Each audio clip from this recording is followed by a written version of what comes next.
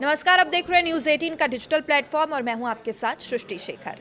दुनिया के कुछ हिस्सों में चल रहे तनाव और तनावपूर्ण हालातों की वजह से फ्यूल सप्लाई पर बुरा असर पड़ा है।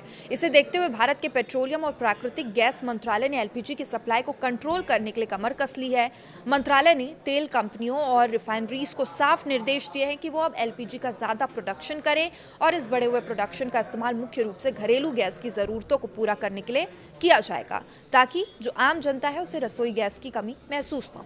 तो देखिए, बुकिंग के नियमों में भी बड़ा बदलाव कर दिया गया है। सरकार ने घरेलू गैस सिलेंडर की बुकिंग को लेकर एक सख्त नियम लागू कर दिया। अब 2 गैस सिलेंडरों की बुकिंग के बीच कम से कम 25 दिन का अंतर होना जरूरी है। इसका मतलब है कि एक बार सिलेंडर बुक करने के लिए आप अब अगले 25 दिनों तक दूसरा सिलेंडर बुक नहीं कर पाएंगे। मंत्रालय का मानना है कि इस कदम से गैस की जो जमाखोरी हो रही थी, ब्लैक मार्केटिंग यानी कालाबाजारी हो रही थी, उस पर लगाम लग जाएगी।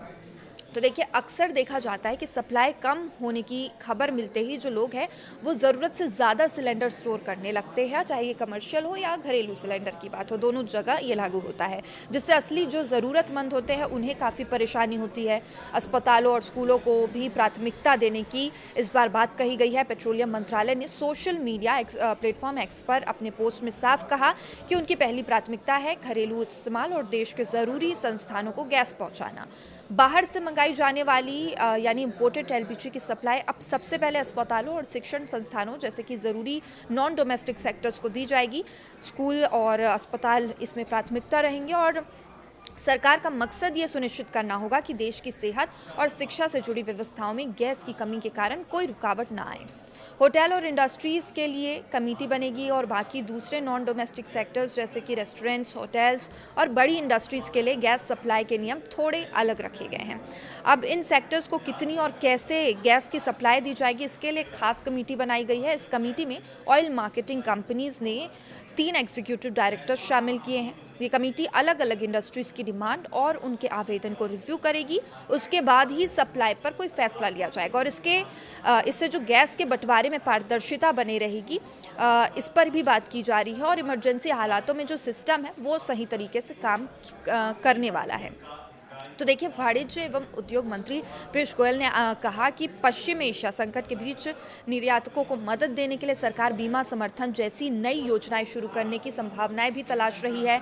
पीयूष गोयल ने आगे कहा कि इस बारे में निर्यात ऋण गारंटी देने वाली यूनिट ईसीजीसी और अन्य विभागों के साथ परामर्श किया जा रहा है। उन्होंने कहा कि हम निर्यातकों की मदद के लिए बीमा समर्थन जैसे कुछ नई योजनाएं विकसित करने पर विचार भी कर रहे हैं। इस बारे में ईसीजीसी और अन्य विभागों से चर्चा भी की जा रही है। उन्होंने कहा कि अंतर मंत्रालयीय समूह पश्चिम एशिया संकट से जुड़े घटनाक्रमों पर लगातार नजर रखे हुए हैं। निर्यातकों के साथ लगातार कॉन्टैक्ट भी किया जा रहा है।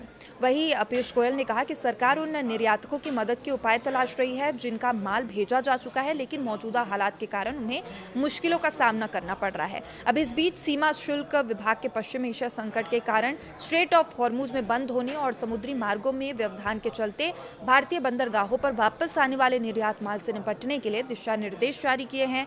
ईरान पर अमेरिका और इजराइल के संयुक्त हमले और फिर ईरान के जवाबी हमले के बाद जो क्षेत्र है उसमें तनाव लगातार बढ़ गया है, जिससे तेल और गैस की आपूर्ति प्रभावित होने की आशंका है। और देखिए, एलपीजी के भी दाम इसी वजह से बढ़े हुए भी नज़र आ रहे हैं, क्योंकि भारत में भी इसका असर कहीं ना कहीं देखने को मिल रहा है। अब इस संकट के कारण समुद्री माल भाड़ा, हवाई परिवहन लागत और बीमा प्रीमियम में भी बढ़ोतरी हुई है। ये संकट भारतीय निर्यातकों के लिए इस लिहाज से अहम है कि भारत के लिए पश्चिम एशिया का जो प्रमुख निर्यात बाजार है वो उसमें से एक है, इंपॉर्टेंट है।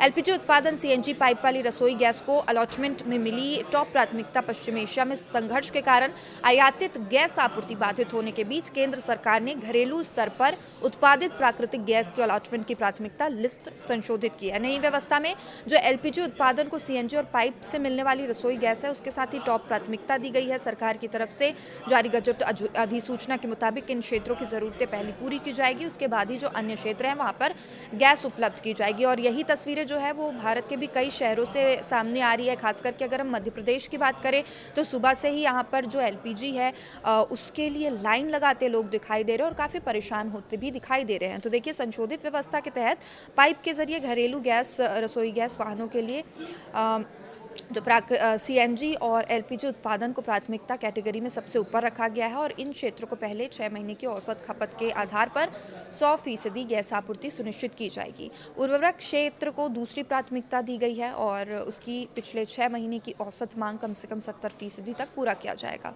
तो अमेरिका, इजराइल और ईरान के बीच जंग से दुनिया में तेल की सप्लाई का भी बड़ा संकट पैदा हुआ है।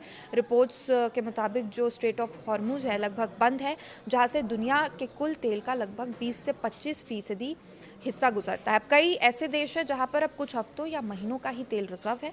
हालांकि डोनाल्ड ट्रंप ने युद्ध जल्द खत्म होने के संकेत दिए, लेकिन वही दूसरी तरफ ईरान से लगातार ये सामने आ रहा है। ईरान कह रहा है कि ये हम तय करेंगे कि युद्ध कब खत्म होगा, अमेरिका ये नहीं तय करेगा। और रॉबर्ट कियोस्की का कहना है कि भारत दुनिया का तीसरा सबसे बड़ा तेल आयात करने वाला देश है। अपनी ज़रूरतों का 80% से ज़्यादा तेल वो बाहर से खरीदता है और इससे लगभग आधा तेल खाड़ी देशों से आता है। और सामान्य स्थिति में तेल की कीमत बढ़ना भारत के लिए समस्या बन सकती है, लेकिन लेखक के अनुसार इस बार बहुत समझदारी से रणनीति अपना रहा है भारत, और भारत शतरंज खेल रहा है जबकि बाकी देश साधारण खेल खेल रहे हैं। भारत के पास लगभग 74 दिनों का तेल भंडार है और जिसकी पुष्टि भारत के खुद तेल मंत्री ने की है। इसके अलावा भारत रूस से काफ़ी सस्ता कच्चा तेल खरीद रहा है। अमेरिका ने भी भारत को 30 दिन की छूट दी है ताकि वो समुद्र में फंसे रूसी तेल को खरीद सके, और इसका ये मतलब है कि भारत इस मौके का फ़ायदा उठाकर सस्ता तेल खरीद सकता है। भारत की रणनीति ये है कि वो सस्ता रूसी कच्चा तेल खरीदे और उसे अपने रिफाइनरीज में प्रोसेस करें, फिर उससे बने पेट्रोल, डीजल जैसे रिफाइंड प्रोडक्ट दुनिया के देशों को बेच दे। अभी दुनिया में ईंधन की भारी मांग है। तेल की कीमत लगभग $114 के आसपास है। भारत पहले से ही दुनिया के सबसे बड़े रिफाइंड पेट्रोलियम उत्पाद निर्यातकों में से एक माना जाता है और इसलिए सस्ते रूसी तेल और महंगे रिफाइंड ईंधन के बीच जो कीमत का अंतर है उससे भारत को इस समय काफ़ी अच्छा मुनाफा मिल रहा है। तो देखिए, भारत ने इस पूरे युद्ध के दौरान अमेरिका, रूस, इजराइल और ईरान सभी के साथ अपने संबंध बनाए रखे, और इस बार अलग अलग देश भारत के जरिए एक दूसरे को संदेश भी भेजते हैं और इसे बैक चैनल डिप्लोमेसी कहा जाता है। ये एक बड़ी रणनीतिक ताकत होती है। तो विशेषज्ञ का कहना है कि भारत इस समय बहुत मुश्किल स्थिति में संतुलन बनाकर चल रहा है।